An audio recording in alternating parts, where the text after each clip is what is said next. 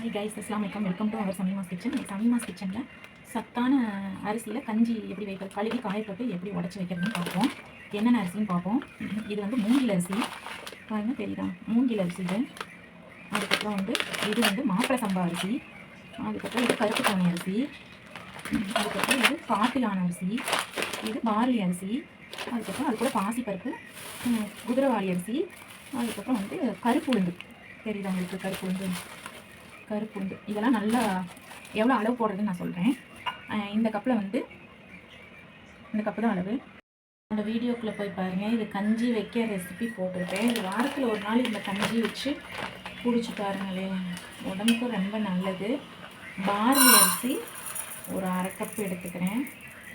பாருங்கள், பார்லி அரிசி ஒரு அரை கப் எடுத்துக்கிறேன். அதுக்கப்புறம் இது கருப்பு கவுனி அரிசி. இது வந்து ஒரு கப் எடுத்துக்கிறேன். நான்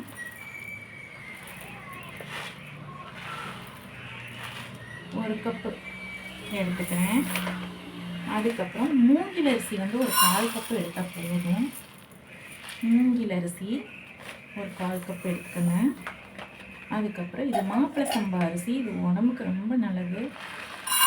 இது வந்து ஒரு 3/4 கப்பு எடுத்துக்கோங்க. 3/4 கப்பு மாப்பிளை சம்பா அரிசி எடுத்துக்கோங்க. அதுக்கப்புறம் யானை தண்டு அரிசி பாருங்களேன், இதுலேயே போட்டிருக்கு பாருங்க. இது வந்து காட்டு யானை அரிசி. காட்டு யானை அரிசி ஒரு கப்பு எடுத்துக்கோங்க. இதை நல்லா கழுவி காய வச்சுட்டு அதுக்கப்புறம் வறுத்து அதுக்கப்புறம் பொடி பண்ணி அதுக்கப்புறம் கஞ்சி வைக்கணும்.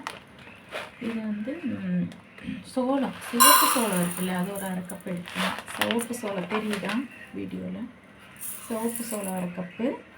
அதுக்கப்புறம் குதிரைவாளி அரிசி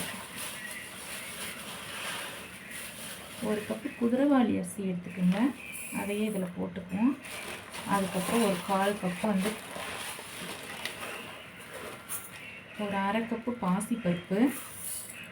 அதுக்கப்புறம் கருப்பு உளுந்து ஒரு அரை கப்பு இருக்கும்.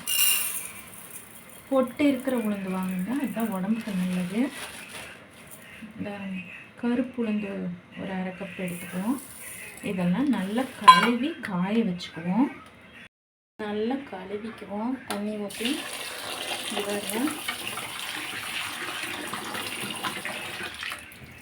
நல்லா கழுவிட்டு நல்லா கழுவி காய போட்டுக்குவோம். 4-5 டைம் நல்லா கழுவிக்குவோம். இதை வறுக்கும்போது நான் சொல்கிறேன், இதை வீடியோ போடுறேன்.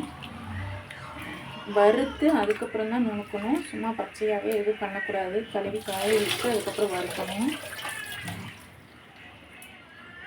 இதை வந்து நல்லா கழுவி எடுத்துக்கிட்டோம். இங்கே பாருங்க எப்படி இருக்குதுன்னு. இதை நல்லா கழுவி எடுத்துக்கலாம். காய போட்டு வந்துடலாம். சரிதான், தெரியாம சுடுது.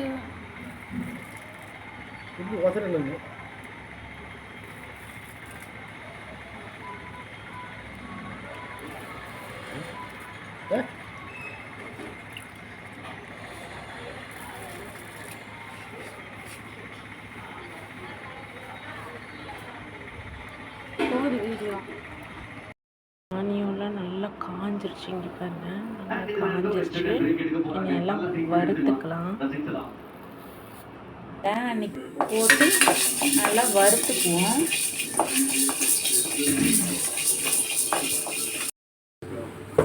அரிசியெலாம் கழுவி காய வச்சுருக்கேன். அது வந்து ஒரு 3 கப்பு போட்டுக்குவோம்.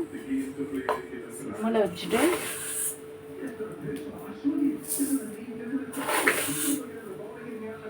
ஒரு 3 கப்பு போட்டுக்குவோம். நல்லா வறுத்துக்குவோம். நான் அதில் கஞ்சியும் போட்டிருப்பேன், கருப்பு கவுனி அரிசியும் கஞ்சியும் போட்டிருப்பேன். அதுக்கப்புறம் இந்த பொடி மட்டும் நுணுக்கி காமிக்கிறேன். நான் எல்லாம் கழுவி காய வச்சு அப்படின்னு சொல்லியிருந்தேன். அந்த அரிசி தான் இதெல்லாம். பார்த்துட்டிங்கன்னா நல்லா வறுக்கணும். நல்லா வறுத்துருச்சு. இங்கே பாருங்க என்ன கலரில் இருக்குன்ட்டு. நல்லா வறுபட்டுருச்சு.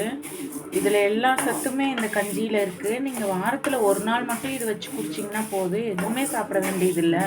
கீரை எதுவுமே சாப்பிட வேண்டியதில்லை. நீங்கள் இந்த கஞ்சி மட்டும் வச்சு குடிச்சிங்கன்னா போதும். நல்லா வறுத்தாச்சு. இப்போ ஆற வச்சுட்டு வந்து மிக்ஸி ஜாரில் போட்டு 1 2 பொடிச்சுக்குவோம். ஆற வச்சுட்டு வந்துடுவோம். நல்லா மிக்சியில் போட்டு பொடிச்சுக்குவோம். மிக்ஸி உள்ளே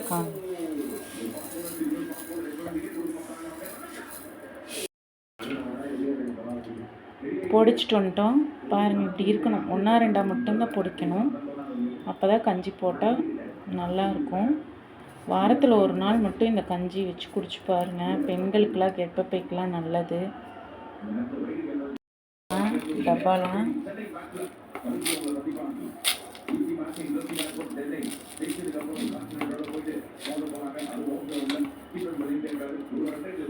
இதே மாதிரி செஞ்சு பாருங்கள். செஞ்சு பார்த்துட்டு லைக் பண்ணுங்கள், ஷேர் பண்ணுங்கள், கமெண்ட் பண்ணுங்கள். எல்லாருமே லைக் பண்ணாமையே பார்த்துட்ருக்கீங்க. லைக் பண்ணிவிட்டு என்னோடய வீடியோஸை பாருங்கள். Thanks friends.